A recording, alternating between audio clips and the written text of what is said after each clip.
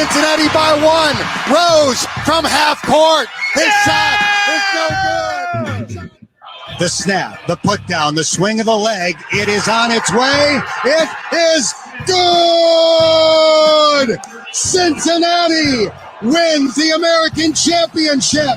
Here comes Motion. Here comes the quarterback, Burrow. Looking for a block, and he got it up in the front by Hopkins into the end zone.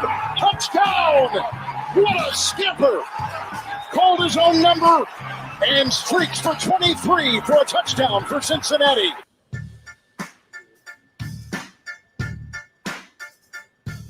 Welcome back. So we are back at it again with another episode of Pardon the Punctuation. It is Aaron Smith and Ed Mayhall. Jeff is not with us tonight. He got called into work on an emergency, but we do have some other fellas filling in tonight. We have Coach Cam, who hosts his own podcast, TIMEOUT with Cam. And we have JT Smith from Front Office News. Coach, welcome. Tell the people where they can find you on Twitter or wherever else they can download your podcast and what have you. Yeah, hey, I'm Coach Cam, real name Cam Chancellor. I'm not the safety from the Seahawks. I get asked that all the time. Surprisingly, unfortunately, I'm not him. I wish I had his money though. No, but no, you can find me on Twitter at Coach Cam C. That's Coach Cam with the K C. You can find my work on Apple Podcasts.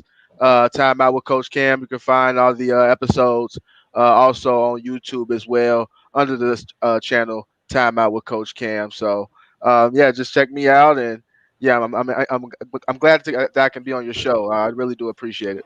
Not a problem. And then we also have JT Smith from Front Office News. If you want to tell the people where they can find you, sir. Yes, sir. Appreciate you, Aaron. Yeah, you can find me on Twitter at _JT _Smith. With the last name like Smith, you got to have all the underscores. So that's just what happens, right?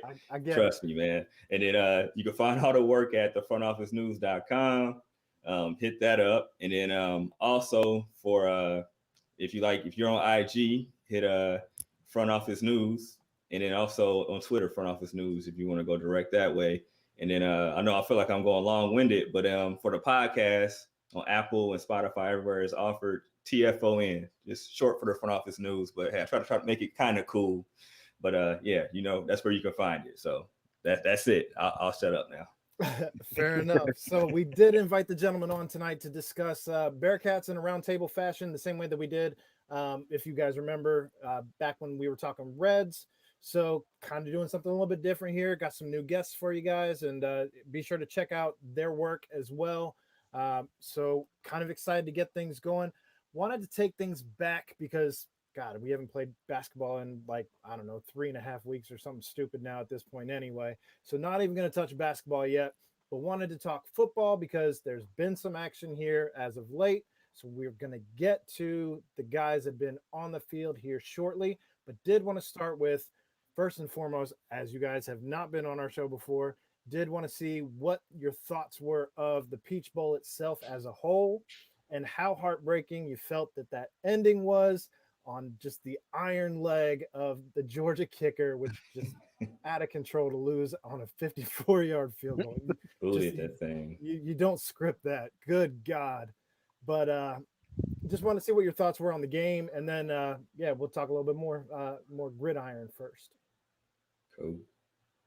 You want me to go first, Cam? Or you? You go ahead. You go ahead. Cool. All right. So you might start crying listening to me talk about it, but I was in attendance, right? So I covered it, and at the end of the third quarter, me and my guy, Logan, Logan Lusk, he writes for the school paper, so we're over there, super excited. Like, you gotta hide it because you don't want to get in trouble. And if you know Chad, right, Aaron, so he can't go in the booth because he's too emotional, he's too outward. Yeah, like, he just outward, right? So like, I could hold it in a little bit. So, after they're up 21-10, I'm like, dude, I'm about to witness history. Like, just in my head, I'm witnessing it. And then the strip sack happened. The strip sack happened. I said, oh man, this is interesting. But I got nervous. because it was on our side of the field. So it obviously scored in like 2 plays, I want to say. But then the defense held up. Like, it still held up. And we just couldn't score. But I didn't expect the guy to make a 54-yard field goal, though. Because who does? I mean, In college, I didn't expect that. Let's be real, though. Until you saw him walk onto the field, because that dude had swag walking onto the field. Like, he knew he was making that field goal. True. But I still didn't think – I thought he was going to come like – I thought it was going to land in the end zone. I didn't think it was going to go through, man. I'm not going to lie. But I was like, but it's Cincinnati, so you got to expect it to go through. Like, But I was just like, man, this is crazy. But, man, it was heart-wrenching. But I will say, before I let Cam do his thing, that they showed they belong. I feel like they lost the game more so than Georgia wanted to me. I'll stand on that. Like, I don't care if people think I'm a homer on that one. I feel like they just let that one slip through their hands. Just second half adjustments didn't happen without us having Hudson. Hudson get kicked out of the game was like the biggest play of the game to me. And I'll stand on that one. And people could say I'm wrong. I'm cool with that too. But So what you got, Coach Cam? This one hurt. This one hurt because we dominated the football game. I think that's what hurt more. It's like JT said, we belong. But it just would have felt a little bit better stamping it out with a win. Not only did we belong, but we won a game. We actually beat an SEC opponent who just went to the national championship game a few years ago. So not to mention the fact that they're always like at the top of the recruiting. They're always at the top of the SEC East, and normally get to the SEC title game. So you talk about a perennial SEC team that you just hung in there with, and if we could have pulled that off, man, that would have been something to see. A lot of people talk about the 3rd and 2 call. I loved it. I loved it. It was a great play. Dez just let it go a little too late. He read the wrong read because he was going for Wiley first. Yep. And he was closed off, but he had Michael Young on the crosser deeper, and he just he let it go late, and the corner made a great play on the ball. Heck of a play. It's just crazy how football is matter of seconds and inches. If you let that ball go a little bit early, we're Peach Bowl champions. So I love the 3rd and 2 call. It was a linebacker. Was it? I thought it was a corner. I thought the corner. I'm pretty sure that was a linebacker who closed that fast. Dang. He definitely. They had a big guy, Jordan Davis, 6'3", 350, who ran down Desmond Ritter. Yeah. Some of those athletes I was looking at, I was like, yeah, this SEC football is definitely different. But we hung, and we belong. Exactly. We definitely belong, and I'm proud of them. I was proud of the effort, and it just didn't quite. We just couldn't quite hold on. But when that kicker walked out there, I knew we was done. I'm a Cincinnati sports fan through and through. I root for the Reds, Bengals, and Bearcats. I've seen the worst. I knew when he was walking out there. I knew this game was over. I said, we're gonna lose. I said he's gonna split it right down the middle, and it wasn't even it was no doubt he hit it, and I'm like, we got Cincinnati again. It's the Cincinnati way, unfortunately. So I don't want to dwell too much on that because it is kind of still fresh enough where I feel like the scar is not quite there. It's still just a bloody scab you keep picking at, and I don't want to dwell too much on it. We it was a hell of a season. It was an exciting season, especially as fans have seen this program develop under Coach Fickell and just the magnificent job he did. So the postseason gets underway, and we lose Coach Freeman to Brian Kelly and Notre Dame. And what was your knee-jerk reaction as soon as Freeman is gone? Because he was rumored to be going to LSU. The rumors are starting to fly. He's inked with LSU. Well, he never inked with the LSU. Whoever got that information was bad. But then all of a sudden he's in Notre Dame, hooking back up with his best friend Mickens. Yep. So what was your knee-jerk reaction on Freeman leaving? All right. So me, first thing I realized, I was like, how big was the check, right? Because I'm like, man, the thing is, once all the big schools start snooping around, I'm like, even if it wasn't valid who they said, Texas, a couple other schools, I'm like, man, these big boys are coming to call. the big boys got the purse. Yep. So like, even though we gave him a raise, last year to 600,000, which is a lot of coin in Cincinnati and a lot of coin anywhere for the most part. Cali, that might be a little different. You might be like, I want a little bit more. But when you're a top tier coach like that, and you do that good against the SEC team that everybody knows is they keep a top 5 recruiting class every year. Even on a bad year, they have a top 8 recruiting class. It's silly. And you don't have your All-Americans out there. Wiggins and Sauce didn't play. And you did that on a national stage when people really didn't. I mean, some people were drinking our Kool-Aid, but some people are like, UC, whatever, just another AAC team. They're not about to bang with this team. Like, I did a pod with somebody. They're like, man, you're gonna lose about 2 touchdowns. I'm like, nah. But anyways, getting get back, reel me back in. But when I rumored what they might give him, it said like he's supposed to get like 2.5 a year, roughly. That's like a third of Fickle's salary. Dude, so that 4 years, 2.5 a year. If that's true, even if it's 2. House. Like, I mean, the job's good if you just built a house, like just finished. And that's so much money. He could have 2 houses now. I mean, you like, didn't even get to live in it. Doesn't even matter. Like, he can keep that for a vacation house now. If you want a vacation in Cincinnati. I mean, he's an Ohio dude. So, I mean, maybe he comes back in a couple. I don't know. He comes back. There could be. Cincinnati's cost of living isn't that bad. You're making 2.5. I mean, it sucked but it sucked because you knew, like, everybody built up the Savage 7. We knew the Savage 7 was just going to crumble like sure did. Wet brick, right? Because of that, So that was the one thing. But at the end, I wasn't super sad because Fickle's still here now, So I'm like, Just a side note, I thought it was funny that Mumu just posted the other day about his offers that he has and who should he choose, and he still has Cincinnati on there. So true to his word, he has not closed the book on Cincinnati. He is still putting them on his graphics, saying that's which crazy. school should I choose? So, but right now we got a little bit of clout. So like having UC stamp on there is kind of a clout move right now.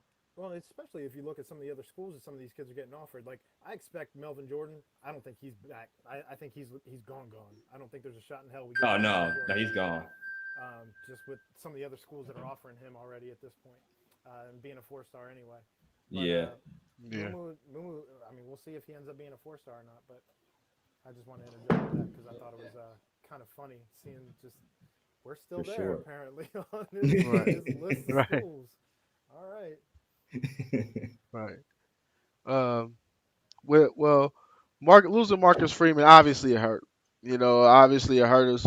But like JT said, we still have Fickle, and Fickle done earned some equity around here to the point where we got to be able to trust him. We got to be able to trust him that he's gonna bring in the coaches in to keep the thing rolling. He has.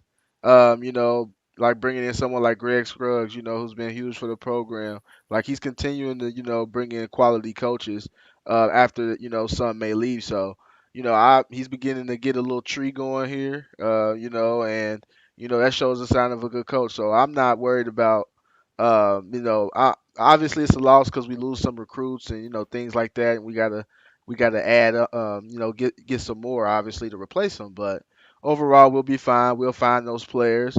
And I think, the Tressel hire, I think it was solid. I think he'll do a great job.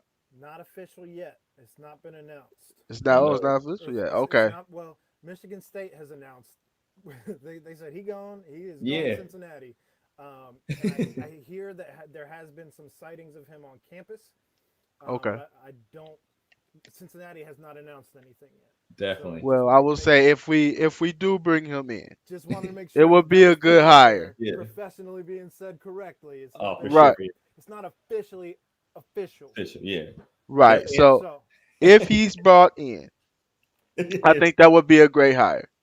I agree, and I know a lot of people still hold what they happened 15 years ago about him celebrating in the hallways of Cincinnati when Coach Antonio went to Michigan State, and I don't know. I mean, I don't hold anything against him. I don't either. You're 32 I don't years. either. People got upset that I said, "Well, you're just 30. You're 32 years old. You're doing dumb stuff anyway." Like, yeah. I am currently 36 years old. I still do dumb shit all the time. So, I mean, I don't know. You're 32. You're not, 40. You're not 45. You're not. People say like act like you've been there before. Well, you haven't been there before. You're True. at a Cincinnati program that's, starting to build for the first time ever, and you got a job with the Big Ten. Yeah, of course you're excited. Yeah. So, Right. holding any of that against him. I agree. I think it's a good hire. So I'm excited to see, once it becomes officially official, we'll see. We'll see if he Right. is the guy. We don't know yet. Nudge, nudge, wink, wink. Right. We'll see. But I'm not sure if it was his sneakers underneath the plane wing. so, but yeah, so we have some guys leaving though, and we got to see who's staying, who's going. For the most part, I think everybody's decided at this point, or at least made their intentions known. Yeah. I think so. So we did get to see some footage today on the Twitter sphere of Hudson, who looked in that, I think, 3-second clip that we got to see. Yeah. He looked dominant in at least that one play. For sure. And then we got to see Derek Forrest. I think I saw some videos of him coming out on that. So did you guys get to see those videos? Or Yep. Yeah, I saw. Yeah, Hudson definitely looked good, for sure. Ed, can you cut, put a spot on this for the recording to cut this? But we're getting real bad feedback right now, or we were. I don't know if you guys were hearing that or not. I was hearing it. I think we're good again. All right, cool. Okay. I will go ahead and do a re-go again. Okay. Ready, Ed? So we got to see some new video. Hudson looked good in like the 3 seconds that we got to see him. We got to see Derek Forrest out there as well in some of the Twitter sphere, if you will. Did you guys get a chance to check out any of the video clips? What did you think in the little bit that we got to see today from some of their workouts? Yeah, I saw both clips. I mean, like you said, Hudson's was like a blink, but I mean, he dominated in that, that matchup that we got to see, which is always a good thing, especially him. You see, he still had him at left tackle, so that's a good thing, right? And then, Forrest, he's always been like an underrated guy to me, where people really don't appreciate him because he's not like a look at me type of dude. Right. But I just think he's going to be a solid dude, whoever gives him a shot. Like, I just think he's going to be a guy. It's going to be hard to get him off the field, and I think he's going to do his thing if he, if the right team gives him an option or a chance. Right. Yeah, I was able to see a little bit of the video as well. Hudson, he did look good in that quick video.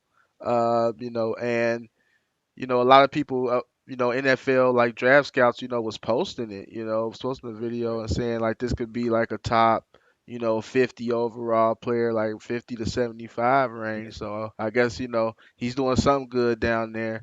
And, JT said about, Forrest, I always like him hard nosed, he may not be a person that, perhaps get drafted, but I could definitely see him getting picked up. And like he said, someone that'll be hard to keep off the field. Someone that'll make it by, hustling on special teams, being the big special teams guy, and then I can see him working his way on the field. But it's definitely exciting. You're talking about multiple, Bearcats being able to get drafted. And this is just something good to talk about. We're talking about 4 or 5 guys that can, be drafted in the NFL or possibly more. You're talking about a punter who might get drafted, and no Yep. one ever talks about a punter getting drafted. He's that highly regarded, which is crazy. True. You're talking about, maybe we see Jarrell White go to the right situation, kind of depending on if he ends up sliding back to safety or if he tries to stay at that linebacker position. Obviously we're talking about Hudson. We're talking about Forrest. We're also talking about who else am I missing here? Wiggins. Oh, James Wiggins, yeah. Mm-hmm. So, Wiggins is looking, people are talking about Wiggins going anywhere from 4 to 5, fourth, fifth round. So you're probably looking at Wiggins as like a day 3 guy. But, I mean, this is still before, Michael Warren, we never had a guy jump. Now we have had, a couple guys Two. jump. Yeah. So I think this thing is going to continue to build as you look at the guys coming through the program right now, and then as you look at these classes that we're starting to build on. We have the 2021 is the best class that we've ever had as a class coming in, and then you look at 2022, which before the Savage Seven decided to peace out, it was the highest ranked class that we'd ever Yeah. had. But when you start looking at these national recruiting, people flip-flopping, that kind of stuff, commit, decommit, all of that anyway. So it's going to be a whole different commitment, with these guys who are on the national spotlight as opposed to the guys that we're used to seeing when they, 2-3-star guys as opposed to 3-4-star. Maybe we start talking about a 5-star at some point. So it should be interesting to see what they end up doing as far as some of their recruiting classes going forward. True. So, of the guys that stayed, who are you most excited to see coming back with the program, or maybe that you didn't expect to see coming back with the program? I'll With go that- first I was with gonna say with that we're looking at like Dez, we're looking at Kobe Bryant, we're looking at there's a handful of guys when you're looking at. yeah. I especially thought my J was Bryant. gone. Everyone I thought he was Maj gone. was gone. I thought he was gone. I'm not gonna lie, because I was seeing stuff where he could possibly be a second round pick Right. already. Anywhere from second to 4. It was mock drafts going where they were saying, hey, he might go here, he might go there. I'm like, man, if he gets enough people telling him second round, Yeah. he's out of here probably. But him staying was huge. I'll say Kobe, out of the seniors that stayed, he was the one I didn't expect. If you would have bet me before, the extra year came about, I wouldn't have thought he was going to stay, especially how good of a year he had this year. I thought he would have gambled. Not to mention how much he just runs his mouth in general, right? Like he's the one always just talking trash, always. So I would have thought that he thought more of himself than any of the seniors, to be completely honest. Yep. So him staying, it threw me off. I was like, Kobe, he was like the first one to announce, wasn't he? Yeah. Like, I'm staying. So he kind of set the tone for a lot of the people that did stay, I think, more so than people thought. 'Cause I definitely thought, Kobe was out of here, and he stayed. So that was cool. Of course, Dez, but I think my J and Kobe were the ones that were just like, oh, snap. I didn't know they were staying. So. Yeah, I definitely agree about my Jay Sanders. I thought he was definitely gone. Yeah. I thought his stock was super high. You talk about, NFL that's, just dying for pass rushers, and you get someone as quick as him coming off the edge. I thought, he'd be a high commodity, but I'm glad he's back. And, honestly, I really thought, I thought Dez was out of here too. Yeah. I thought Dez was out of here too. And I thought his stock was really high. People was talking about, him, possibly like a day 2 quarterback. I'm thinking he's headed out and he decides to stay. And, that, hey, you bring him back, you got a chance.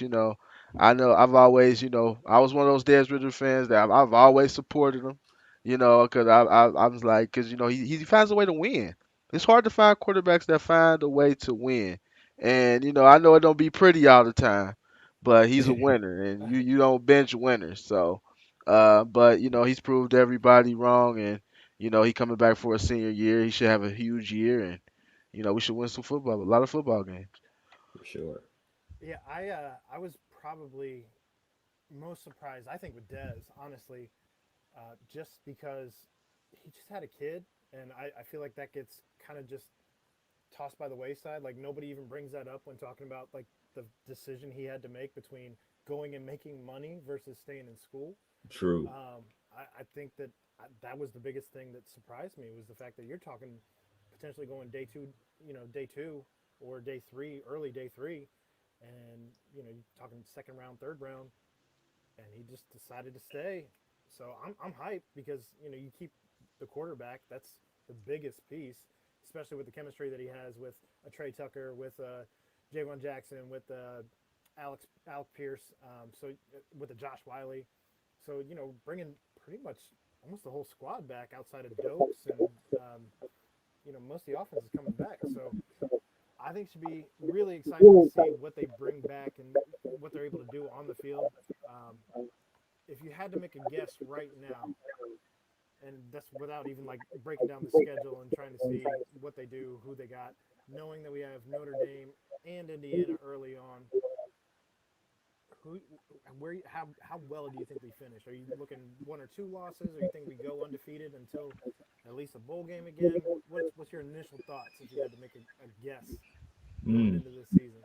That's a good one. I'm gonna ask you a question after we answer this one too. I think 1 loss.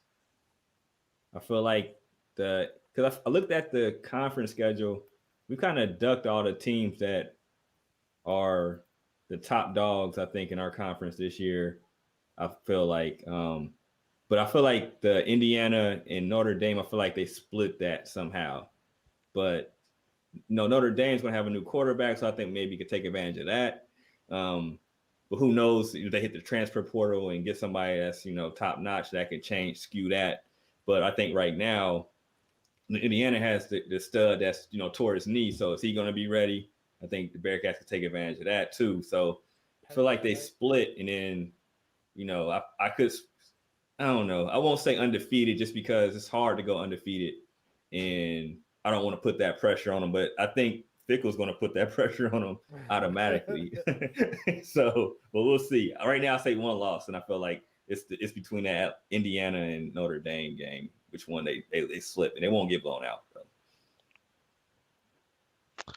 Man, obviously you want to say we go undefeated, but I'm honestly, that Notre Dame game it scares me more so now because Freeman's there than ever before. If I felt like if we had Freeman here and they got any other defensive coordinator, I think we'll be fine.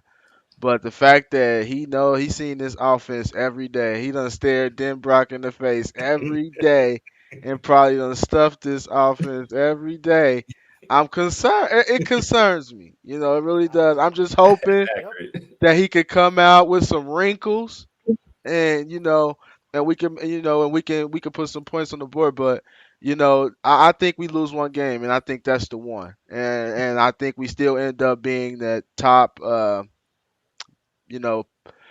Group of 5 team, and we get a New Year Day bowl. But I think that's the one we'll unfortunately drop. I feel a little bit differently about it, and I feel this way because we get to play Notre Dame early on in the season before they're really gelling under Freeman, so he doesn't even necessarily know how all the weapons that he's going to have at his disposal work properly. So I'm kind of hanging my hat a little bit on that. Hope you're right on that, Aaron. Also, right. Let's not forget that you're bringing in a different guy at defensive coordinator. Maybe it's Tressel, maybe it's not. Who knows? But you're bringing somebody else in, and so it's going to be a little bit different than on the defensive end, especially if it is Tressel. He comes from a 4-3 system as opposed to the 4-2-5 that we have been running under Freeman. So you're going to see a little bit of. I mean, of course, the defense is still.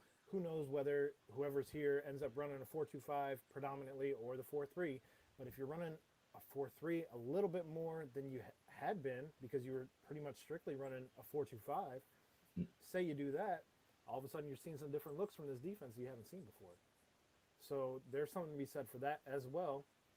Not to mention the fact that nobody really knows at this point what is really going on in the wide receiver room after Jerome Ford, and even Jerome Ford is kind of an unknown measurable at this point because he hasn't really been on the field in a starter role. So behind him, you got a bunch of question marks in Montgomery, and if McClellan can come back and be who we've seen him be at times. So I think that while there's a bunch of knowns on this offense coming back, there's still a bunch of wrinkles already that Freeman hasn't seen because nobody's really seen. That's accurate. I didn't think about that. So I'm hoping you're right about the Freeman isn't going to be able to gel with those guys fast part, because that'll be a plus. And all those guys on the defensive end are going to be licking their chops just because they feel like their guy left them. Yep. So you're going to have a little extra fire too, because that's their guy, and you left this. Wait, you left us. You left this. Exactly. I think everybody's going to be playing with a little bit of a chip.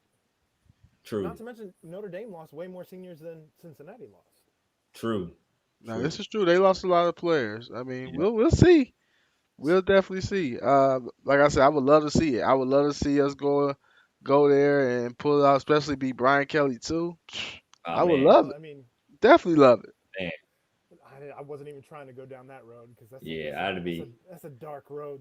Oh my Hey, it is a goodness. dark road, but bro. hey, we got to travel it, a little Yeah. bit. Just bouncing in the middle of a banquet dinner. Get out of here, man. Come on. Right before a bowl game, the You biggest know. bowl game in just the entire program's history. Clown. Yeah, that was sick. It That was definitely was. sick. All right. You know Marty's going to be in attendance. What's that? You know Marty's going to be in attendance. So switching Martin. gears, let's talk hoops because this year has been unlike any year in recent history. We have been spoiled as Cincinnati fans. We have been completely spoiled under Mick Cronin. And then Brandon got here, and everybody thought everything was going to be hunky dory. And it has not been quite the same thing as it was when Jaron was here. So we were able to sneak in a conference championship, or at least a share of one, in a COVID-shortened season. And everything kind of got different this year with Jaron being gone. So what have your thoughts been on what's happened so far this season? And where have you been impressed? Where do you think we need to kind of shore some things up? Cam, I'm letting you go first, man. Oh, Changing it up. you're gonna do me like that. I know how you feel. I need to let you get this out. Oh, you're gonna do me like that. Okay. This is how I feel. Okay. Are we starting at the top? I've seen a lot. I've seen the best of the best when it comes to UC basketball. I was a kid. I remember, going to Conference USA tournaments down at Shoemaker Center. Then one conference, it was called the Shoemaker Center. So I remember going, watching Kenyon Martin, Ruben Patterson, these players that epitomize what UC basketball is. I mean, I love Eason. I love Tari Eason. I think Eason is special. I think he's gonna be special. I like some of the players on our roster. It's just that what bothers me about what's going on through the season, and even from last year all the way up to this year, we have not established an identity. Who are we as a basketball team? That bothers me. Like, because like I said, I coach a little bit, but you have to have an identity. Whether you win or lose games. Cronin came in his first year, and I know it was terrible. Him building through the Big East, but you know what? Those players did a couple things. They played hard and they defended their butts off. You knew coming in, no matter what, hey, they wasn't that good, but they were going to be scrappy as heck, and they were going to play as hard as possible. What was the stat line that he kept? Was it a Deflection. Gotta And he have was 40. going to get those 40 deflections. He was going to get those 40 deflections. And you knew it was going to happen.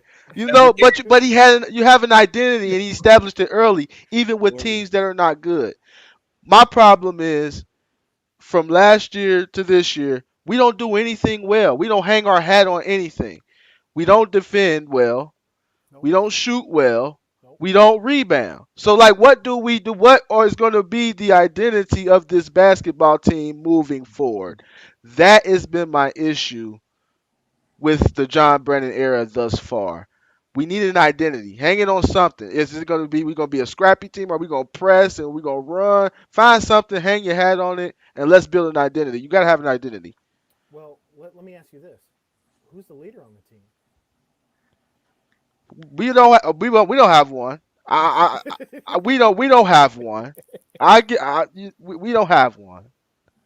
I'm sorry. We don't have one this season. We don't. The Julius maybe. I think he wants to be. I think they need, but they need to just give him the keys though. I understand this key. I get that. I mean, but can anybody else? No. I mean, but that's my issue. It's like, and then like we're bringing in guys. Okay, they touch a UC jersey, they can't shoot all of a sudden because the Julius was not this bad of a shooter He was at shooting Not 40% Michigan. in Michigan. He was shooting Yeah. 40%. He puts the Three. number 0 on for the Bearcats, and then it's just like it's a plague. Can you change a number mid-season? Is that allowed? I don't know. I don't know. It has to happen. The 0 cannot come back for the next year. It can't retire the number 0. Should nobody be allowed to wear it? I don't. Make it like the crowd number or something. Just throw that up in the rafters. Never to come back. Yeah, you might have to put on the Bearcat itself or something. Yeah, just put the 0 on him. Because the Julius, I mean, everybody came in like, all right, we got a shooter. Because you can see he has a total game. He can get to the hole. He's strong. I've seen his You know what I'm highlight saying? reel. It doesn't exist in Cincinnati, but I've But- seen his Michigan highlight reel. Yeah, trust me. Like I'm like, oh, the Julius is a dog. Like I've had a couple of coaches. Like I coached him when AAU circuit hit me up. Oh, y'all got a good player. And I mean, he's solid. It's just that he can't shoot here. You know what I mean? I'm gonna blame it on COVID and 0. Well, what I do like about the COVID and 0. I don't just That's it. want to shit all over DeJulius because I don't think he's a bad player. No. he's- I like Julius a lot. First He's a off, he's not bulldog. afraid to shoot the ball, which is one thing that is an actual thing on this team. There are players on the court that are afraid to shoot the ball. Mikey Saunders, I'm looking at you. Moving on though, and Keith sometimes gets weird with the ball in his hands too. But you also have to consider that when he's not shooting well, which is pretty much every game, he's also passing the ball very well, and he's rebounding, and he's doing other things that are still filling out the stat line. So he's not he's not just giving up on it like Mike Adams Woods is, because there was one play in the last game, and it still haunts me because it's the last game that I can remember where he I don't care if he didn't get in the way of that dude going to the cup, he still got dunked on because he gave up on the play. I remember that play. The dude's he's coming down on the left side of the hoop. He had a chance to cut him off and do something. He did. Anything. He didn't do But anything. He that's watched it happen. the culture. The culture, and where the culture come from. Well, and to your point though, coach. that never would have happened under Cronin. If that happened, you're out of the game, and you're not. He won't sniff, man. Won't sniff up. That's back true. in the rest of the day. That's true. I'll give you that. Yeah, if you slack on defense, you definitely gonna be sitting next to. You might not be sitting next to him. You might be sitting at the end of the bench. So that's true. That all said brings. And it's the effort. That all said, that brings me up to my next point though: is do you start Zach Harvey over Mike Adams Woods if this team ever sees the court again? Yes. And I say that because, like Zach, right now, before they shut down, you know what I mean? I mean, everybody's in a bubble right now. Sure. But before the bubble, the college bubble has established itself, he was playing lights out. Like he was his confidence was coming back where he was going outside, inside, mid-range. He always has been a scrappy defender. And like I wrote about it literally like last week, like how Zach is young. He's only technically supposed to be a freshman this year. Had a couple injuries before the seasons, and so it slowed him down. But Micah hasn't played as good as I thought he was going to play this year, being a second year in the system. That's how good and poised he played last year. I think like I don't know if it's confidence or what, but he's kind of in the like I talked this with Cam, last week. He's either shooting a 3 or he's going to the hole, but he's not. He has to get that floater at mid-range going because he's not real athletic. I know I'm not a real athletic dude when I'm on the court. So I got to shoot that floater over those big dogs because if I'm coming in with that layup, they pinning me. So you know what I mean? So he got to channel his mid-range because that's what's killing him right now because he's either 3 or layup. And last year he was getting that off, but now they got a scouting report on him or he's a lefty and they taking it, So I think he has to start shooting that floater. But I think you have to start. All the shots are floaters. They go so high. But he has to shoot them though, man. Like threes though, or they're like the biggest rainbow shot I've ever seen in my life.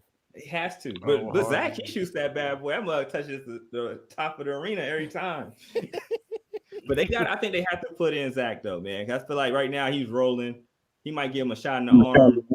And they do have to play a lot more scrappier, like Cam said, because they can't go big. Like really, they have nothing to lose.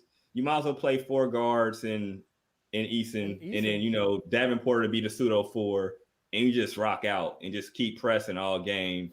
And if we win, cool. If we lose, cool. I mean, I just feel like because Vogt isn't giving any resistance this year. Well, I mean, that's all we got. He had 9 minutes of the entire season that he decided to throw in that last game that we saw, and I feel like he could have actually built on it. But now he's been off for 3 weeks. He has no idea what confidence is anymore. He probably forgot about it as he cried himself to sleep in the fetal position. It's tough, man. It's tough. Frustrating. Very, very, very. I mean, you got to start Zach Harvey. I mean, he's playing the best ball out of mostly everybody. Him, Davenport, and a few others. You got at some point you got to ride the youth wave. This is going to be your team moving forward. Especially Zach Harvey. He's a sophomore. Next year he's going to be a junior. He's going to have to be rated. Honestly, you may be looking at him to be an elite scorer next year. You have to, kind of thrust him into that role a little bit and see what you got because next year he's going to be a big part, especially with Keith gone. And yeah, with Keith gone, that's what I'm gonna say about that. With Keith gone, and you Vogt gone and some others, he gonna have to step up big time. But that's how I feel about it. That's how I'm sorry. I'm sorry. I'm not gonna say what I really want to say, but but that's just what it is. Zach was the highest recruit. Yeah, like top 40 on this team. For sure. And in recent history, honestly, he was the highest recruited recruit the highest rated recruit that we've had in a long time. So definitely, you got to get him on the floor, and you got to see what his maturation process looks like. And I think we're finally starting to see that because we saw like hints at it last year, but it was almost like he was scared to take that next step. So it's good to see him kind of embracing the role because with him, I think you start to see some of the other guys start to slide into their roles. And I think in that last game, in the last 2 games, as he kind of was flourishing a little bit and kind of starting to put up double digits, starting to put up his highest career total ever at I think he hit 19. We got to see some of those other guys slide into their roles where everybody looked way more comfortable when Zach Harvey had the ball in his hands, which is bananas. And I know you said that Keith was going to be gone because, he's a senior, and I don't think he comes back either, to be completely honest with you. However, here's a question that I threw to Chad Brendel here on the podcast recently, but I'm going to throw it out to you guys. What do you do if Chris Vogt comes back? Because no one loses a year of eligibility right now, and that's an actual thing that could potentially happen. That's Brandon's boy. He's made no qualms about it, but Chris Vogt could potentially be wearing a Bearcats jersey again next year. And then what do you do?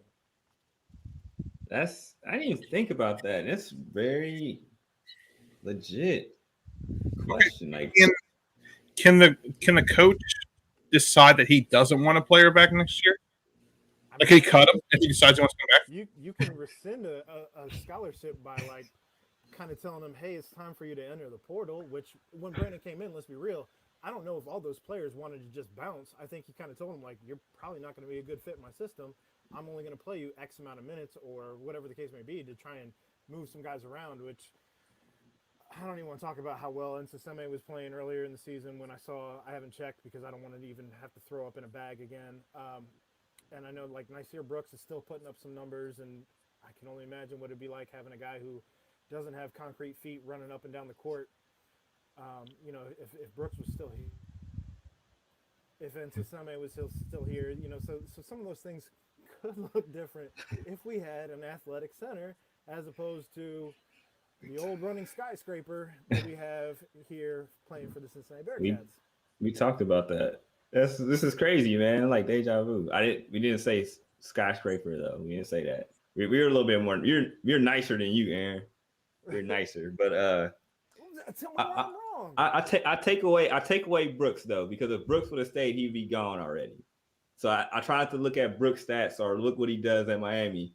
and get too sad, right? I tried to cry myself to sleep because he would have been gone last year. He'd have been gone with Trey and them. So I'll X him out, no pun intended. And Which almost might have so hurt more because we didn't get to play a tournament game. yeah, it did suck. But then you gotta think about it though with Ellie though, like that sucks because dude's slapping up double doubles like left and right. Well, and if we were running small, he would have fit in this offense so well. Like just both sides of the court, really. Yeah, running fast. That's the he's guy fast. He can play defense. He's gonna rebound, and he's a physically imposing guy, which we don't have that guy like that. What was the game? That UCF game? Was that the game or USF? Which South UCF? Florida when they was dunking on us left and right. Yeah. Everybody, every miss, they were just like, "Oh, let's lay it up. Let's dunk on you." Like, like Ellie almost erases that like immediately. So that part sucks. I try not to look at it either, and because you think about it, like, dang, he would be a senior this year? Is he a senior this year? Yeah, he I would don't know. be a senior. Yeah.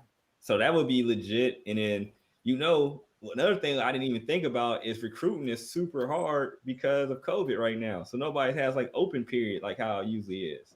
Right. So it's like, who are they going to replace if Vogt doesn't come back? Right? Who are they going to replace him with? Like who do they have, in their book of recruits? Like, I like this guy. I saw him before COVID really hit. This is a guy I need next year. Who knows? Because we need big men. We can't really. I mean, the guards are cool. I mean, we got enough guards to make. Hey, we need some guys that can help Easton. That's how I look at it. And I don't know. I don't know where we go. Like, I just thought about that. Like, I was super optimistic about who we get, but then I realized that it's not the same process on recruiting. So, like, do they actually take Vogt? I mean, if Vogt comes back, is Brandon like begging him to come back, or is he pushing him out? Like, I don't know. I don't know. Well, Yeah. That's a great, I that's a great point that I don't even want to think about right now, to be honest with you. I really didn't even want to think about this, but it's a very, very possible scenario that he comes back, especially with the with everything with recruiting wise. We don't have anybody recruited for 2021, which makes me think that we're probably going to get a power forward from Lehigh to come in here, a grad transfer, uh, who supposedly put up big numbers in the Patriot League and come over here and stink it up. It sounds like someone. But anyway,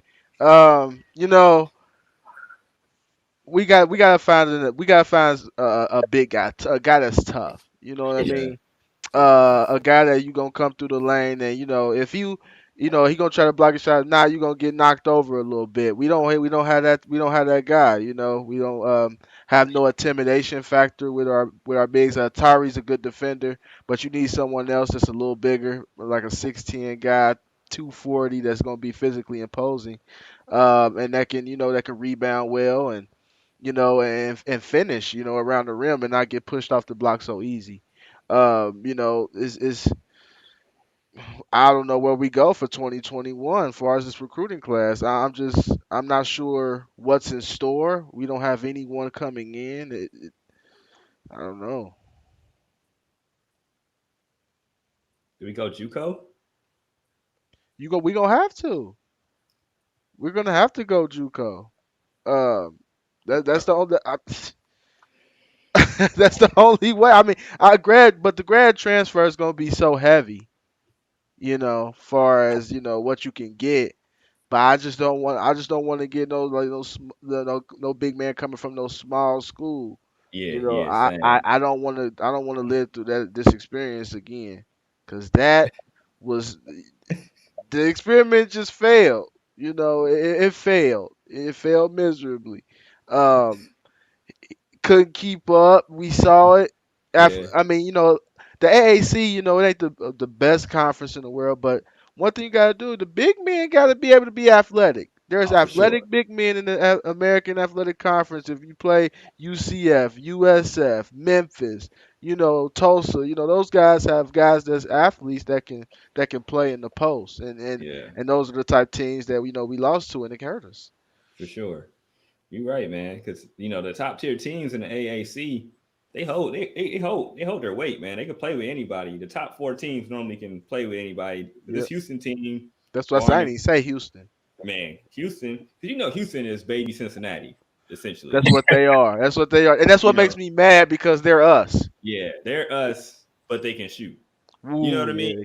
Yeah, Like they have like a couple people that like can create and shoot. It's like, man, Kelvin Sampson really took Mick Cronin's like recipe and then added some more flavor to it. And like, look, top 10 team. It's like, dude, because he always gets that dude that like everybody's like, all right, he's legit, but like, other teams are waiting for somebody else so that he grabs them.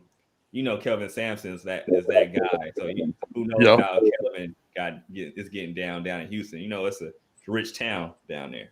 So they pay probably,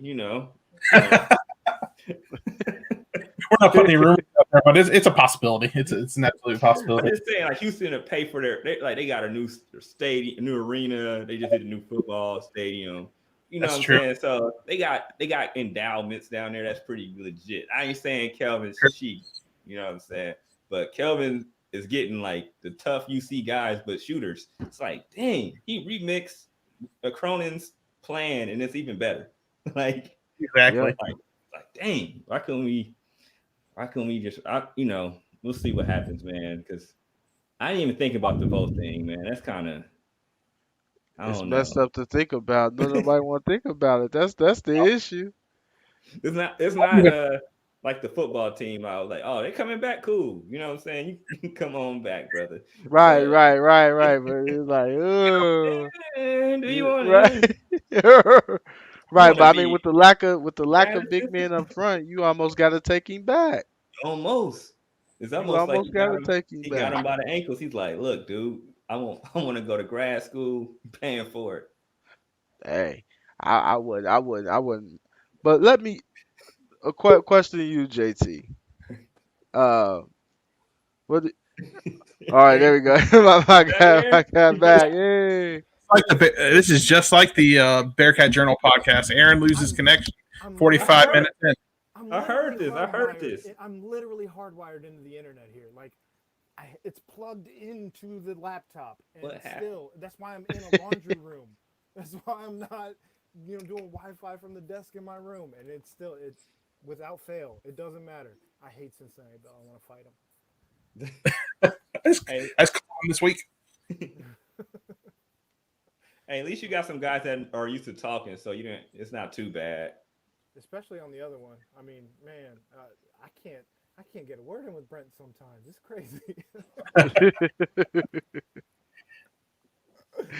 I'm sitting here watching this Big East Butler versus UConn game, and they've got some big guys out here on the court that are, I mean, who UConn? Both UConn and Butler, and moving around more than I've seen Vote move around all season. And UConn took our strength guy. Yep. And all right. So he says like it's like night and day there. That shouldn't surprise anyone. Really? They have national championships. Yeah, it's night and day. Within the last 30 years, we haven't had one since the 60s. That's a night and day difference. But it's also a lot of money in that program. A lot of it made from the women's championships. Let's be all the way real. And how much money have they made off of years and years and years of like 2 lost seasons, if they have any? True. From the women's programs. True. And if you follow him on any social media, I mean, you could tell he was making his own tools. Yes. I mean, I guess that's a little eye-opening right there, huh? Yep. Mm-hmm. And I've been still following because he's a pretty cool dude. Yeah, he's. And I just see because he shows them working out, and I'm like, dude, this is crazy. Because he was doing a heck of a job here, so I know with the more resources on that side, I know he's gonna. And within 4 years, people are it's gonna be crazy. Yeah, for sure. He gave Chris Vogt a body that he could actually flex. I keep laughing about that every time last year when he would flex. Him and that other guy from NKU, I can't think of his name right now, graduated the year that John left. they would flex, and there was just nothing. McDonald is that McDonald? Is McDonald? Yeah. I was about to say McDonald. At least McDonald had a little game. That's true. He wasn't a baller though. I can't even perk. He wasn't a baller. He was good. He was good. But what's so crazy? What gave me hope was when Vogt played us. He was cooking us a little bit, like in those little minutes. Yeah. Like So did Rap. What does that say? That doesn't say anything. But apparently not. Look what Rap did here. But Rap, he played so good last year. And the thing about the reason why I gave Rap the benefit of the doubt is because Trey was guarding him a lot. And Trey is a legit, like I've seen Trey stop people from getting double digits on a consistent basis and make it tough. And Rap was cooking us. Like he was cooking. Like Bo couldn't stick with him. Then they put Trey on him. And he was doing what he wanted with Trey. And it was just like, this dude is fire. He's gonna come kill it for us. Killed it the other way. The other way. Took a PT Cruiser and went home. He had a PT Cruiser? Maybe it wasn't a PT Cruiser. I was about to say, he had a PT Cruiser. It was the guy who went home last year with the Mini Cooper or whatever it was. Sorolla had a Mini Cooper? Oh, no. I thought that's what I heard on the Twitter. No, I don't. Don't tell me he had a Mini Not Cooper. a 7-footer and a Mini Cooper, man. I'm not even buying that. It would have to be a convertible. Shaq had a Mini Cooper. He'd have to have it down all the time. Mini What? Cooper? He was tall. Man, my dude used to kick it with a girl that had a Mini Cooper. He's probably, I mean, he wasn't like a giant. I mean, he's like 6'4"-ish. And he used to be looking crazy in a Mini Cooper. I can't imagine what a 7-footer looked like in a Mini Cooper, man. Nah, man. Mini Cooper? We need pictures of that, man. Like, that's gotta go. Somebody's gotta do some investigation. He was riding in the back seat. So I know we're just kind of shitting on players right now, so I feel bad. But I know you had a question, JT, earlier that I didn't actually get to. You had mentioned that you had a question. Oh, didn't pull it. It was Shaq. That's a smart car. Never mind. I'm sorry. Good. I got you. But we're going to go back to football. So with Ritter coming back, right, and having all the accolades he already has, like Heisman, you know, I think he's going to be one of those guys that has a chance at a Heisman. It's always going to be tough for an AAC guy to get it, of course, right? But how high you think he could push himself now he's coming back? Because he's in that echelon with those top guys, you know, the kid from Oklahoma, a couple other kids that you know are going to be those top bills. But now you can honestly say he's a top 5 quarterback before the season starts. And if he plays bad, then you know he can bump down a little bit. But if he plays well, as good as he played this year, or even better, how high you think he could push himself in the draft? Just guesstimate. I know nobody's a GM or you know anything, but what do you think he could do? There's a couple things I want to consider as far as that goes. First and foremost is the fact that I think he's going to push himself enough to try and take Geno's records. He's already made mention of that on social media, and the fact that they're actually attainable for him to end up with the most yards ever wearing a Bearcat jersey. That's a thing that could happen. Yeah. So I'm excited to see how far he actually pushes himself, because to go from the fact that after 3 games this season, a lot of people were talking about, is it Ben Bryant's time? And Ben Bryant's not even here anymore, so that's not anything you got to worry about. So he doesn't have that under him anymore, and I don't know that that was necessarily motivation for him at any point in time anyway, because it's no secret that was Luke Fickell's dude from the jump. So that all said, I think there's a real shot of him trying to attain every UC record while he's here, and I think that's part of why he came back, to be completely honest, to try and be the best at everything here, wearing a Bearcat jersey. But you also have to consider how many good quarterbacks are in this class currently. So we'll see where they all end up landing, because I think there's a ton of guys coming out that are going to be drafted. But it depends on how many of those guys get to see the field. Because if there's bound to be flops. We already know, like, I mean, look at Tua. Tua's terrible. I don't know that anybody can actually say Tua's good. And he was a first-round, highly heralded pick. Thank God the Bengals didn't fall into that trap, although that would have been a completely Bengal thing to do. But that all said, we'll see how many of these guys end up on the field, who flops, who doesn't. We also have to consider the fact that you're going to have some guys retiring. Looking at you, Tom Brady, because good Lord, how many years are you actually going to play? We saw how quickly like Phillip Rivers and Drew Brees fell off. So we'll see. I mean, there could be a large opening for guys that trying to take somebody else's spot. Right now, I feel like it's fairly young as far as the quarterbacks go, though. Especially with all the guys that are coming in this year. It's a very quarterback-heavy draft, especially at the top. Yeah, it's true. Oh man, Ritter could play himself up pretty high, just because of the whole way the quarterback is going in the National Football League now. They want somebody to be able to do it with the legs and the arm. You gotta be athletic back there. He brings that. If he starts to, which he did towards the latter part of the year, if he starts being more consistent on the deep ball accuracy, the intermediate game from 10 to 15 yards, you can see him work his way up to be, like one of the top 5 quarterbacks selected, in the draft.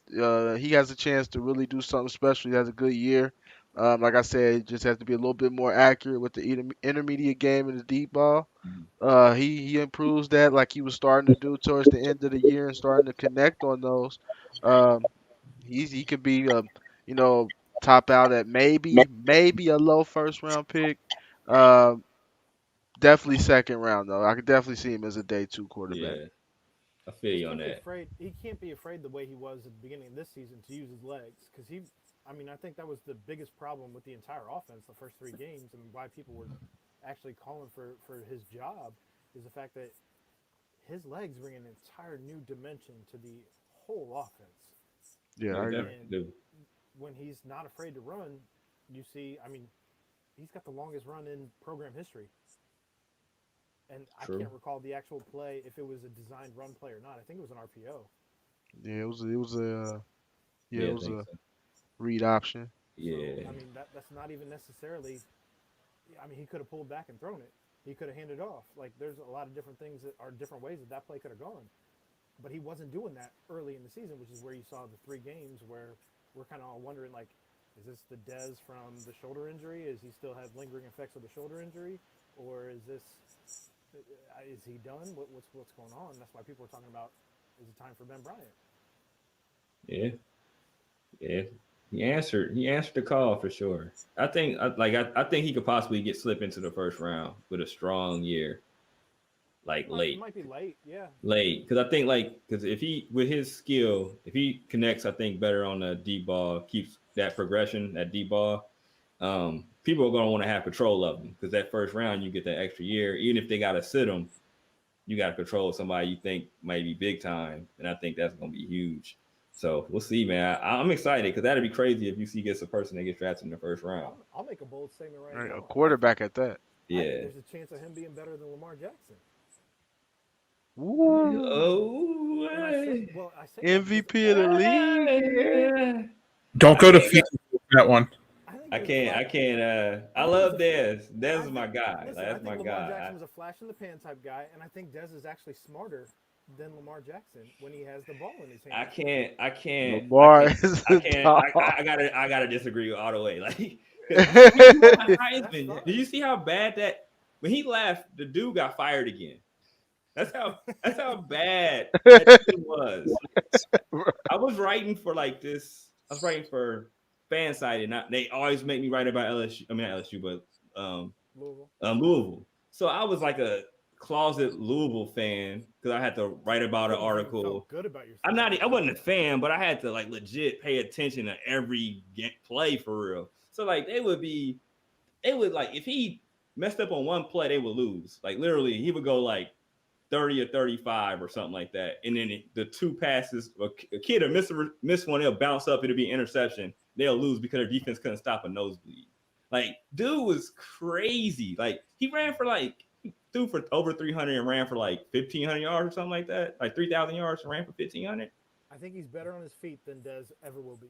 But his arm is better than people because he's so electric when he runs. Nobody gives him credit for his arm. And Baltimore's receivers aren't. I mean, I'm the receiver for Baltimore, and he's actually okay. So like, imagine if you give. All right, let me play with Lamar Jackson. I can do He's got what Hollywood, and he doesn't even throw Hollywood is a third receiver at best.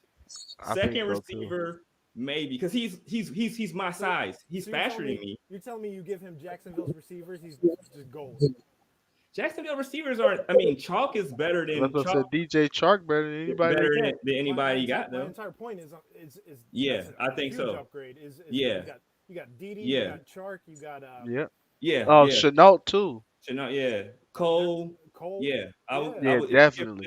Because his receivers are iffy at best. The tight end is good, but the tight end isn't. He's not Kelsey. You know, what I mean, he's not Kittle, so he's not. He's limited. And then you got, you know, they want Hollywood to be essentially like Tyreek Hill, which he's not. He's not. He's fast, kind of like Tyreek, but he's not twitchy and he's too small. Like he's literally the size of my 11-year-old. You know what I'm saying? As far as built. But he's special because he's in the NFL, so I'm not taking that away from him. But at the same time, you called him an 11-year-old. Hey, my son got big legs, but he's 11, and now he probably has the same size legs as Marquise Brown. So you know what I'm saying? But he won MVP with that supporting cast. Like Dez Bryant is. I love Dez Bryant. He was good 5-6 years ago. Yeah, he was the third, fourth receiver. Willie Snead wouldn't be the fourth receiver on the Bengals. Willie Snead, and he's their number 2. Willie Snead would not be. He might not even dress for the Bengals. You're probably right. Well, I mean, Alex right. does somehow, but so that's my thing. You gotta take a step back because the media will get on him because he didn't win, but he's playing with me at receiver. I mean, he played with me at receiver, and yeah, I'm going to stop you from running as much as I can. And I know you got to throw it to them. I'm a single cover you too, and I know you're not going to get open. I mean, Brown will, but if he needs a physical, good receiver that can go get like a Hopkins. Everybody can't get a Hopkins, but you need that kind of guy. Even if he has somebody like, what's the kid that the Bengals got? T. Higgins. If he had like a T. Higgins next to, Brown, he'll be able to cook a little bit more. But and he's still doing a heck of a job. They're still winning ball games with me at receiver. Could AJ go to Baltimore next year? He would be an upgrade on what they have. Long as they would still need to get a young gun. You know what I mean? But he's better than Snead and those boys. Even now. I don't know how we got a Bengals talk. My bad, but it's all good. It's all good. Look, man, I'm telling you, gotta take a step back. You can't. And I love Dez, but Lamar, Michael Vick and Lamar are the only people that you can put in the same category as far as like explosiveness and cannon arms. Worst case scenario, I can't imagine that Desmond Ridder wouldn't at least be an upgrade on like an RG3, and RG3 still bounce around the league somehow. On what's left of the shrapnel in his knee? But RG3 is dead. Like he's like a walking corpse now. That's not RG3 that came out. People are still putting him on the roster. RG3 will be a Bengal next year if Joe Burrow's not fully recovered. Stop talking. Wow. I don't want that. Get out of here. RG3 is that's not the RG3 we love. We love and know. It's not him anymore. Nah, definitely not. Definitely not. Yeah. So, what do you guys hope to see about, since I got disconnected, reconnected, we had a whole bunch of filler, getting back on track. What do you hope to see should the Bearcats ever get back on the hardwood again, going forward the rest of the year? And then we'll kind of close it out. First and foremost, I just want to see a healthy team. I mean, John put out that statement yesterday about how he's worried about the mental and emotional and physical health of the players right now. Having to go through this whole COVID thing without having their parents that wants to make them sound like kids, but their family. You know what I mean? That's true. But not having like a support system. You know what I mean? So first and foremost, I just want to see a healthy team. And then, if at all possible, I would like to see them pick up where they left off, with Harvey picking up steam, with Easton picking up steam, with, all those guys picking up steam and hopefully identifying that key player, that leader. Well, even old Concrete Feet Vote, he was picking up steam. He did have a decent last game, though. He did. I mean, he played like 9 good minutes. That's a good point. Okay. Without fouling. Yeah, for me, what I would love to see moving forward is, I obviously want to see us. Obviously, I want to see us press from jump. Start off the game pressing. Don't wait till you're down 12 with 8 minutes left. Then you want to put the press on. That's silly. Why not just jump out from the get go? Get some energy going early. It seems like we start off slow. Like I told JT the other day, it seemed like we blink our eye at the 16-minute mark. We down 12-4, and it's just like we're fighting uphill from the soonest from tip off. That's Let's 'cause try we to get missed. some energy going. That's because we missed 8 free throws at that point. That's possible. Hey, that's possible too. But Yeah. I If, just think if if we we can got the get some foul energy calls, going, if we got the foul calls, right? Get some energy going early. Um, you know, let them let them play loose. Let them play loose. I want to see them.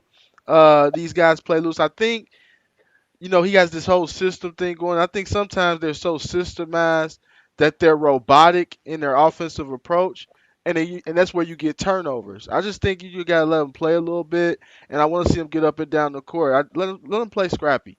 That's what I Yeah. want to see if they get back on the hardwood. Yeah, piggyback off that. Yeah, I want to see them playing fast, just fast, pressing from the jump.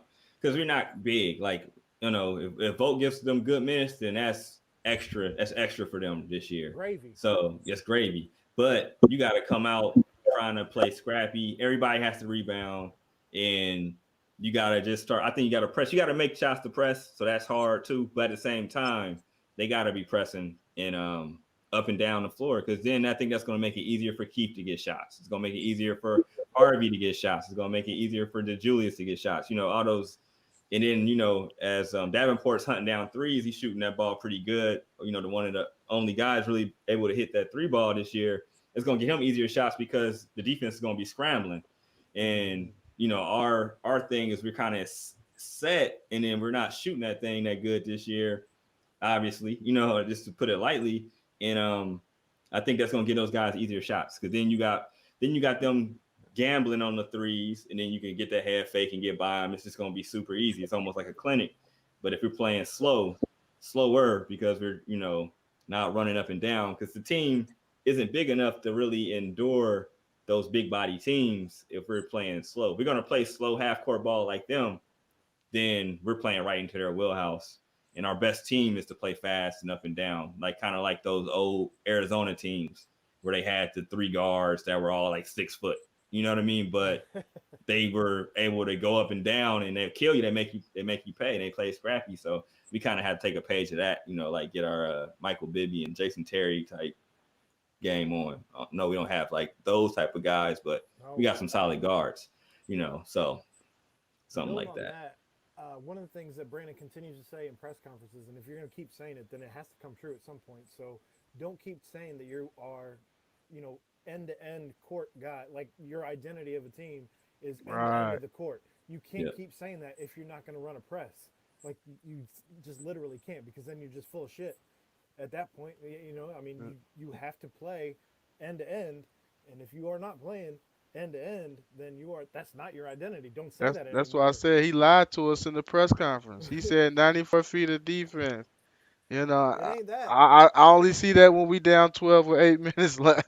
That's It the ain't only that. time I see it. So I'm with you. Like, I'd like to see, especially if you're going to run small, there's absolutely no reason to run press if you're running small anyway, because that's the whole point is you have these little guys out there that can run. I mean, unless your conditioning is that bad, in which case that's a whole different problem that we have.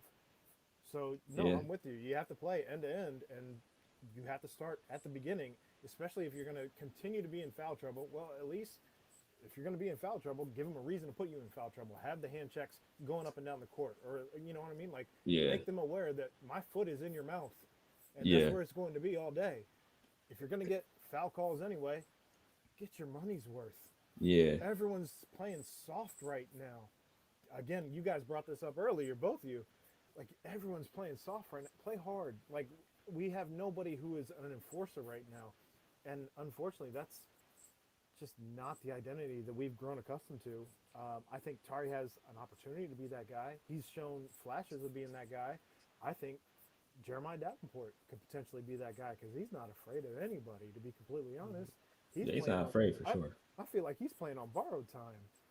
Yeah, he's I mean, definitely. Definitely. He's overachieved. Like we didn't expect this coming. This is like that one player that you have that continues to, like on a video game, that continues to over just.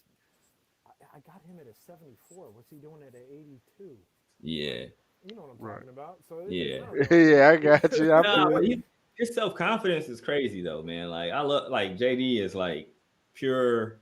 He All right, believes he's not afraid. Like he's not afraid. He's not afraid to fail. He's not afraid to succeed. And that's what you need. You know what I'm saying? That sounds generic as heck, but because he's he's playing like house the money. yeah. He's playing. He's like, dude, I'm out there. He feels like he's the best guy on the court, which you should. You know what I mean? But he's actually playing at times. Like, hey, he can be that guy at one time. You know, like he's a scrappy dude. He's he could shoot, and he shot. Last year he shot what, like 15% or something, like from three or something. It was 14. It was Something crazy. Now he's what, Yeah. high 30s, I think, right? He was at 40 something, 44, 45 for a second. So He I was mean, certainly like he had flipped it at one point where it went from like 17 to like or like 14 to like 41 or something. yeah, crazy. Like yep. So I mean, he's legit. And then it's like, all right, so now you got a guy you probably didn't expect to be that good or had that potential, where you just that like should be playing, your like you role said, playing player, with house not your money. leader.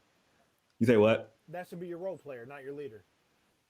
That's Right where now. I think that's where Zach comes in Correct. at the beginning of the year. I mean, end of the year, if they get some games, more games, and I think that's where, especially for next year, 'cause I'm thinking about next year now. I feel like you think Zach ascends to that guy where he's the perennial go-to player. Davenport can still be the role player. Eason is still kind of like that guy that can be like the Swiss Army knife to me, where he can ascend and be the best player on the team, but he can probably be the second, because they're going to be second best player too, but he has that potential where he can be. I think he's a pro prospect personally. And I feel like, I think so too. so I feel He's like, rangy. because he can do everything, and he's just going to get better, right? I don't see it declining, so he's so young.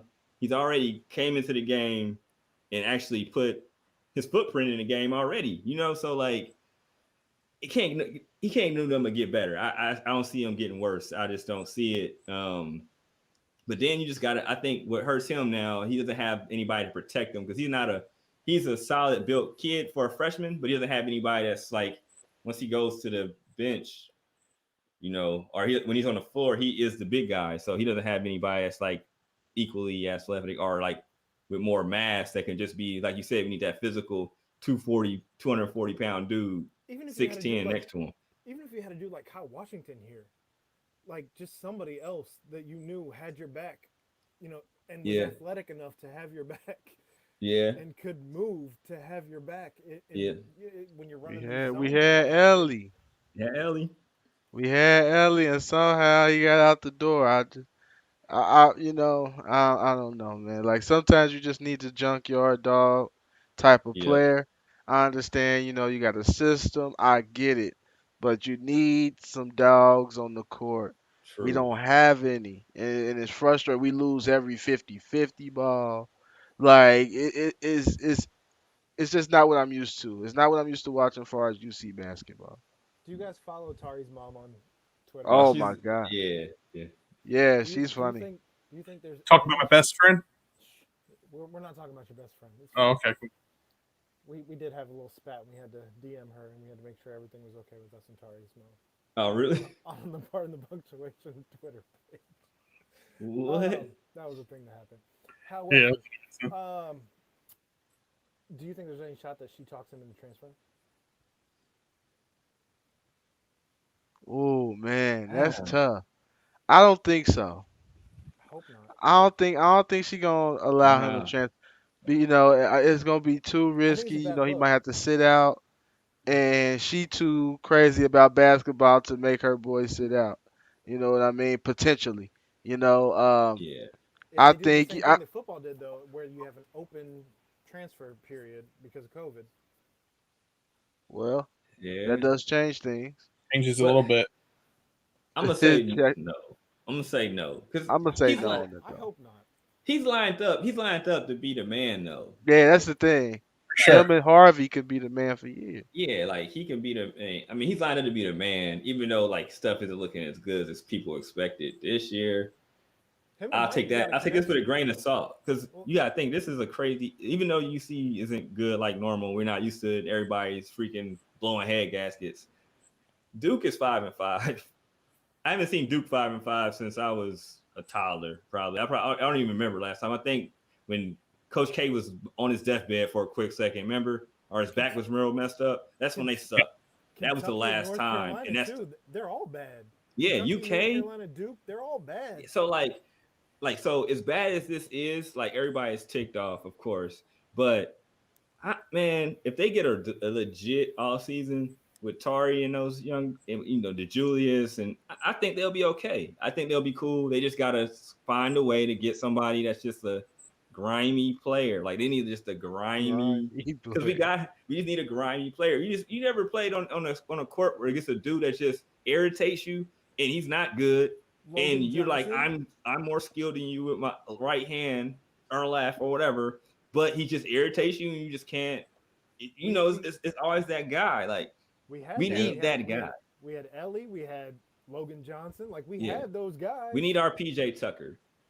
Like, and I like PJ Tucker. We need that guy that just don't care. Like PJ Tucker will guard like anybody in the world. Like, all right, you about to guard Yao Ming, and PJ Tucker 6'4", and he'll do it. We need that guy. It's just like, but he's physically imposing. You see how he was pushing AD out in the post. So like, you need like that dude that's just like a brick, and just be like, look, I'm gonna get you 7 rebounds. I'm fouling hard, and I'm dunking the heck out of the ball when I get it here. Just don't call a play for me. I'm rim running and I'm tearing stuff up. And then you got Easton who got the skill, so he's gonna be able to flourish even more because he's a pure skill guy. But we need just that grimy guy. Like when we had Octavius Ellis, he was skinny, but he was grimy. He might still grimy, yeah. He might fight. He might clothesline somebody in a game. You just need a guy like that. He might. You just don't know. He might suplex somebody in the game. And you just don't know. Like, and you need that guy that's like, man, if I come down this lane, what is he gonna do? Like, do I need to? Am I supposed to try to reverse this? Am I supposed to try to dunk on him? Because you don't know. You didn't know what Ak was. He was kind of a head case. Yeah. So like, but you know, you need some guy like that. Like with somebody especially as good as like Tari, you get somebody that's a little off next to him. Thumbs up. I'm telling you. Just get a guy like barely can get in school on his last chance. I'm telling you, right next to him. Run 6'10". Make sure you can get the only thing you gotta get the ACT scores this year, right? No. ACT and stuff. Telling you, guy that barely can get into school. I'm telling you, make sure he doesn't do anything bad where it's like any cases or nothing. But I'm talking about grades or iffy. You know what I'm saying? Like, and we'll be okay. We will be okay. Right. Study halls for the whole year. Oh, get the guy. Oh, get the guy. I'm telling you, get the guy. Oh, okay. Get him, you know, a permanent tutor on campus. You feel me? We have the resources. Right. I feel you. Hey, Tari Easton will average 17 and 10 next year if we get that guy. Yeah. So get that guy with the 2.1. Yeah, 2.1. Everybody was praying for him to graduate. Everybody's super happy. Like he's so talented. And then he's just out there. He's playing for everything. John could tell him, I'm gonna take your meal plan. I bet you that dude he'd do anything out there. He needs his rubles, right? He does. But we need a guy a little bit bigger. Like I just want like a 6'9". I can't even think of who I can like Justin Jackson meets who can I Justin Jackson meets somebody like Yancey size. But yeah. So like Justin Jackson in Yancey body.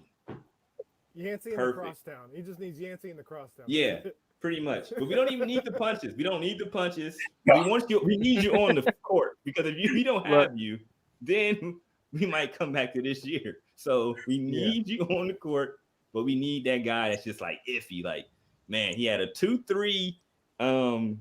You know what I'm saying? He might have got caught with some, drugs or something. I don't know. A Bearcat Rodman, a Bearcat Dennis Rodman, ladies We and need it gentlemen. because just think about it. Like, go back to Hugs days. Hugs used to have some guys that was just like, "Oh, you go to college?" Like for real. Like you look at not the stars, look at the people at the end of the bench.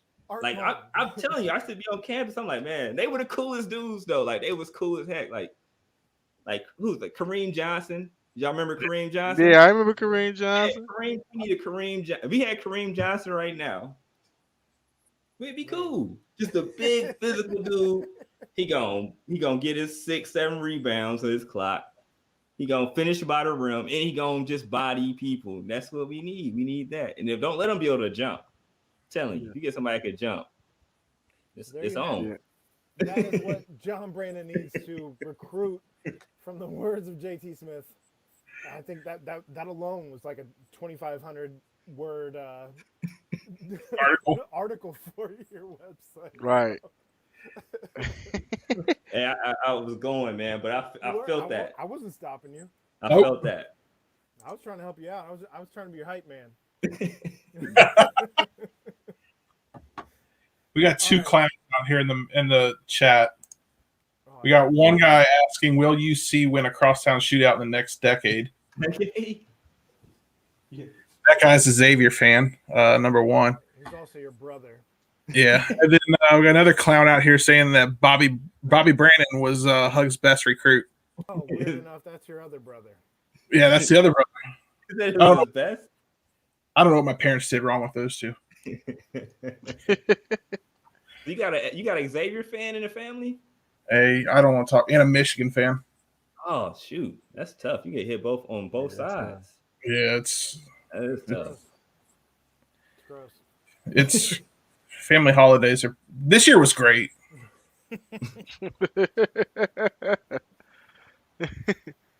Yeah, man.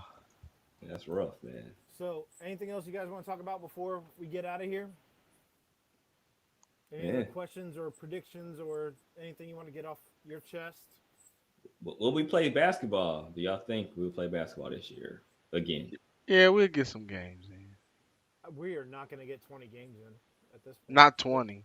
Because I brought this up last night with Chad and all them, is as they're rescheduling games. There you go, Ed. Thanks. As they're rescheduling games, you have to consider that you have midterms coming up too. So they are not just athletes; they are also students. So as they're trying to do all that, yeah, I mean, they still have to go to class. So not the new guy that John's recruiting next year. Right. The new guy. I mean, we need him. You just need a tutor. Tutor goes to classroom. You can't just drop social media can't be involved with him. Oh no, not at all. You can't just drop 3-4 games in a week. No, you can't. True.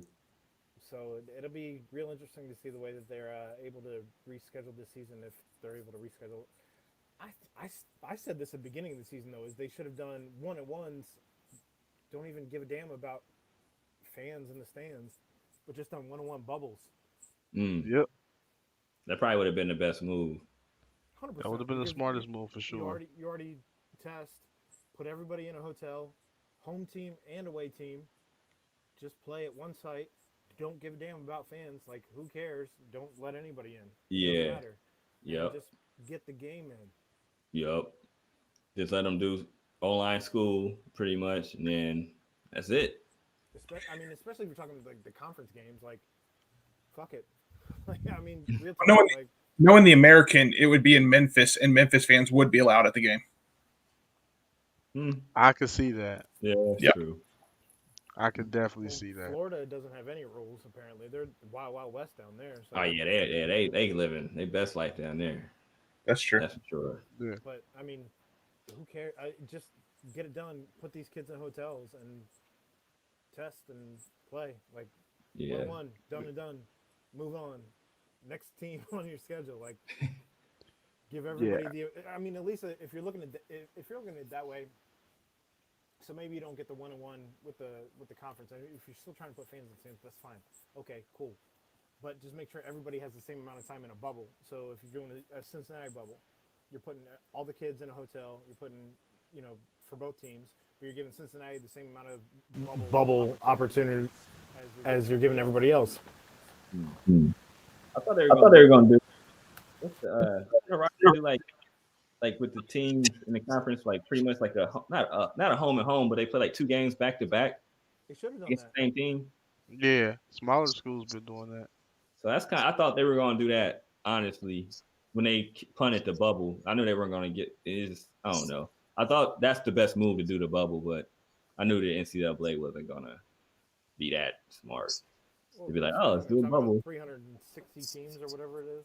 They should have just did like four to six like regions for real.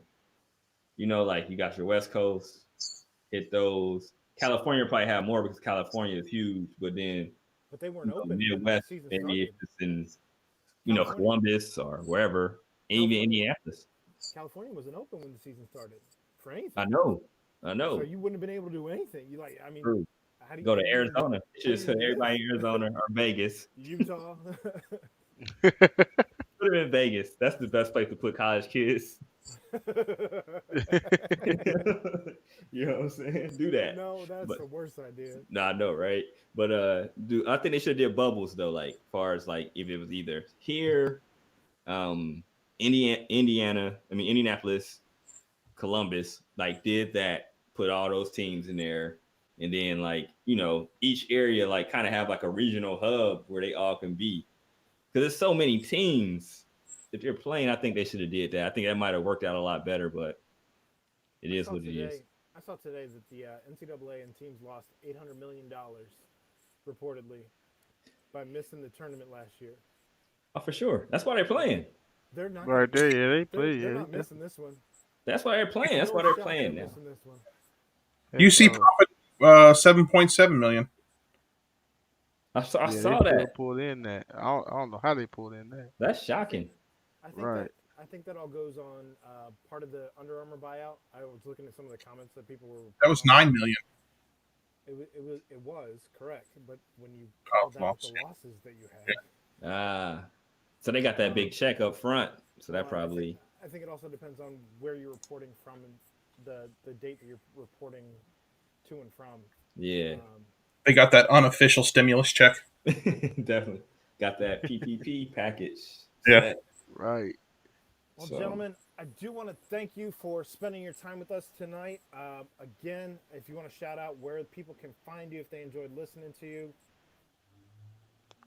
Timeout with Coach Cam, YouTube channel. Please subscribe. I'm on Twitter at Coach Cam C, Instagram, Coach Cam Chance. Yep, that's where you can find me at. Hit subscribe. Check out some of the shows. All right. Yeah. JT Smith. So on Twitter, _JT_Smith. I have to think about that every time I say it. Because of the damn underscores. But that's where you can find me. The frontofficenews.com for sure. I'm always gonna post up there. So make sure you hit that up. And then front office news on Instagram and Twitter. You can find me on there. Same way. So that's where everything will be at. So, and then the TFON podcast, that's everywhere also. Long-winded again. All good, man. Ed, your beard's looking very thin. I don't know if you're still repping beard jelly or not, but your beard.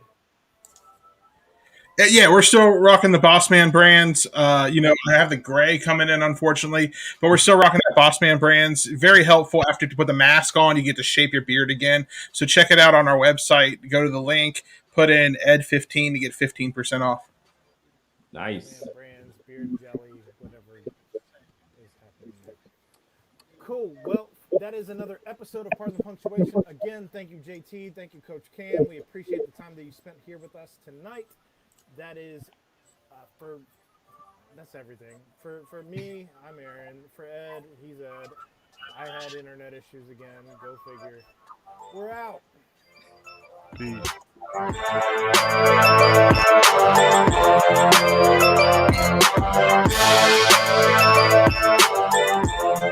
It is now